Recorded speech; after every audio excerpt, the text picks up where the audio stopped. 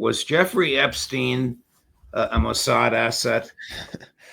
Well, Alex Acosta, the Florida prosecutor, declared him to be, said that he belonged to intelligence. I think he was told to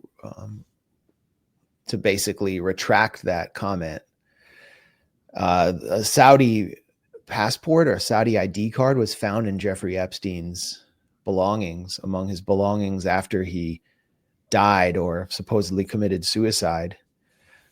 His partner, his wing woman, Ghislaine Maxwell, who was convicted of trafficking minors to him exclusively, not to anyone else, was the daughter of Robert Maxwell, who received practically a state funeral in Israel. What had Mossad chiefs at his funeral, and his last phone call was to Samuel Pisar, who was the father and the stepfather of Tony Blinken, who is his fixer, who is also the head of the French Jewish lobby. Robert Maxwell was definitely a Mossad agent. So there are all these connections to Jeffrey Epstein through the Mossad.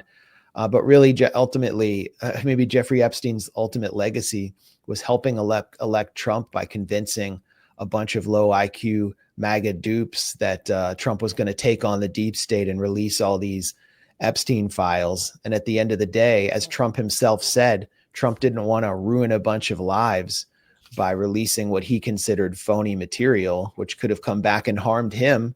No one was closer in U.S. politics to Jeffrey Epstein than Donald Trump. Why did anyone think that Donald Trump was going to be the one to expose the Epstein network? Well, they were dupes. They were bamboozled. They were took. They were the butt of a P.T. Barnum joke. And now, I mean, I just look at them and laugh as I see this gigantic online social media meltdown of MAGA. Here's Trump yesterday at a cabinet meeting, very defensive. Chris has edited this down. Very defensive when this issue was raised. Chris. Are you still talking about Jeffrey Epstein? This guy's been talked about for years. That is unbelievable. Do you want to waste the time, and do you feel like answering? I don't mind answering. I mean, I can't believe you're asking a question on Epstein. In February, I did an interview on Fox, and it's been getting a lot of attention because I said, I was asked a question about the client list, and my response was, it's sitting on my desk to be reviewed. Also to the tens of thousands of video, never going to be released, never going to see the light of day. To him being an agent, I have no knowledge about that. We can get back to you on that. And that's it on Epstein. Well, she has driven a wedge down the middle of MAGA, because you're right.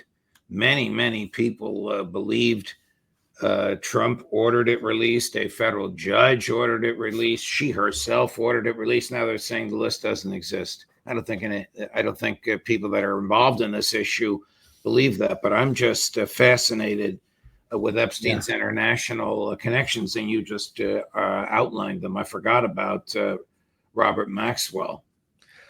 Well, hey, maybe there's nothing there. Maybe they couldn't find anything.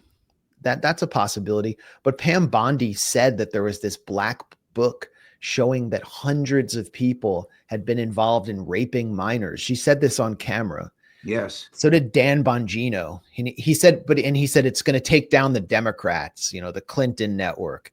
He said this again and again when he was, on his Rumble show. And now he's deputy director of the FBI. So it looks like obviously a gigantic bait and switch to dupe Trump supporters.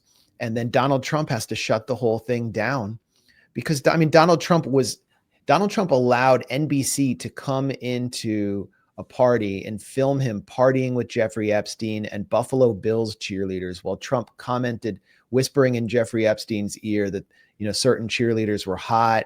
The cheerleaders were like grinding on Donald Trump and he was dancing with them and showcasing himself as this great Lothario. And Jeffrey Epstein was right there by his side. There's photos of Bill Clinton with Jeffrey Epstein. There's, Clinton's on the logs on the Lolita Express, but there's nothing as vivid as the footage of Trump with Epstein. Epstein also talked about his friendship with Trump to the reporter Michael Wolff. There are damning audio recordings.